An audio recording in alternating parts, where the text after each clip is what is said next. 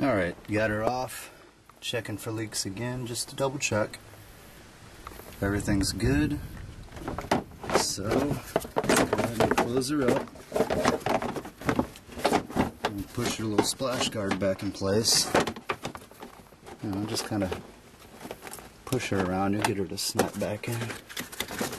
Line up your bolt right there, and that's going to be the first one we're going to put on right now.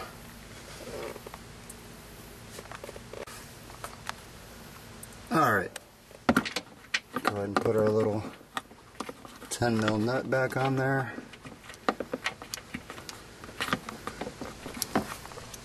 Get her on there hand tight. Alright, go ahead and get her on there nice and tight.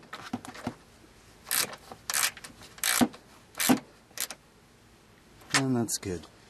You gotta watch you don't go too tight, because that is a little fragile area there. And the nut almost seems like it's plastic. So now we're gonna go ahead and put this one over here back in. If you remember, that's the one that has the Phillips head on it. So go ahead and slide that back in. You can kind of just hand tighten the Phillips head. Grab our Phillips head screwdriver.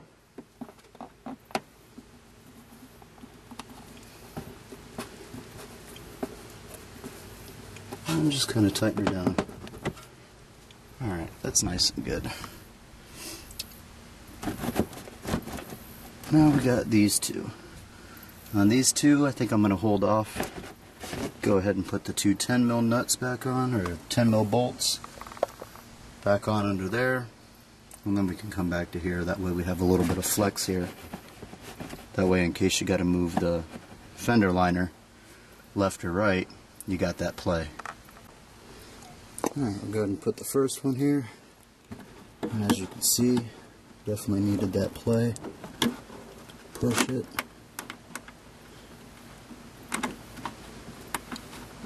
Get started.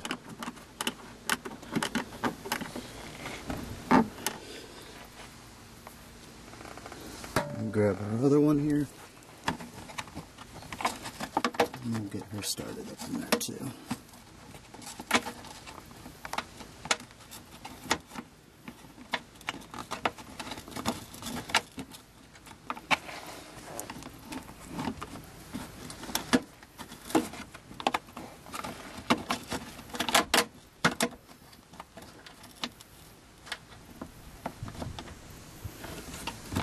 Alright, once we get them started in place there, we can go ahead and switch to our square wrench. Alright, got them nice and tight. Got the other one nice and tight. Got no movement down here. And as you can see, whoever worked on this car before, you got to watch how tight you tighten these. If you tighten them too tight, you'll end up starting to crack your wheel well liner there. Alright, now we're going to go on to the last two for the inner fender well,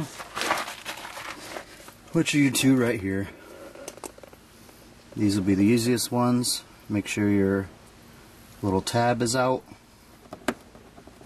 Go ahead, just feed it in there.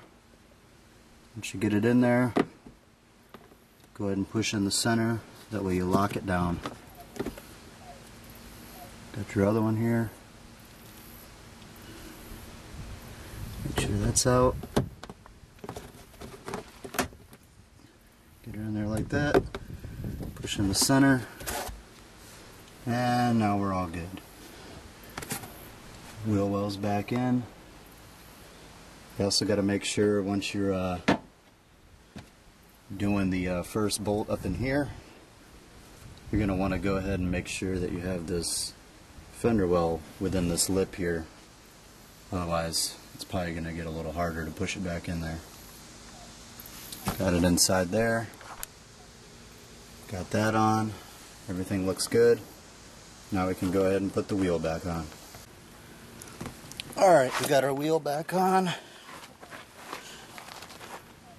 Go ahead and put our lugs back on.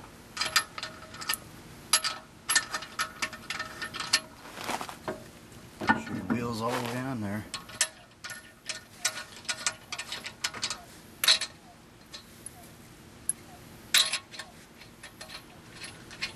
We'll get them on as tight as we can.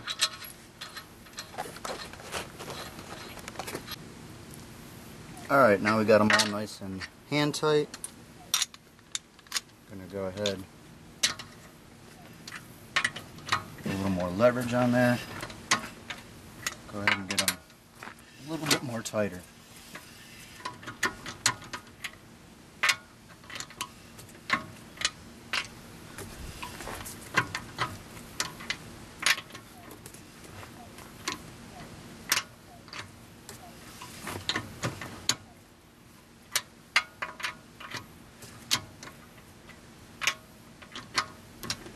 Once you got them all on there good, I'm going to go ahead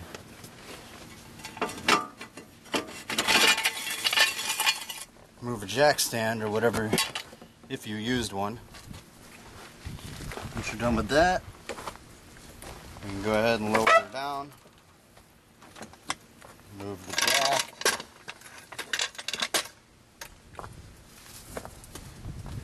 and go ahead and torque down your lug nuts the rest of the way.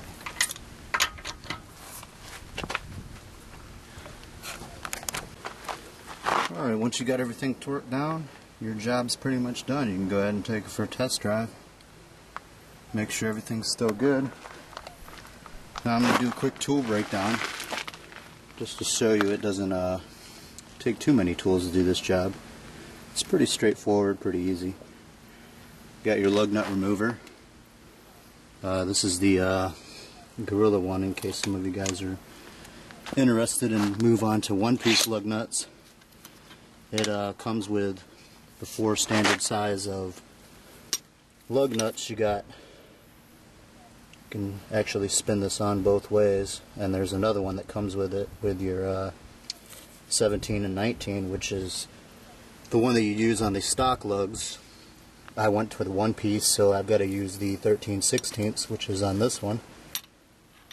So, nice little tool to invest in, especially if you switch to one pieces. I go ahead and just keep this in my trunk. It slides into a nice compact size. So you use that, remove your lug nuts, and we move on. As you can see, I only used a 1/4 inch drive because nothing on there should be too tight that you got to go any bigger than that. So you got your 1/4 inch drive ratchet, you got your 8mm deep well. You can use an 8mm regular, I just grabbed the 8mm deep well. And then you got your 10mm.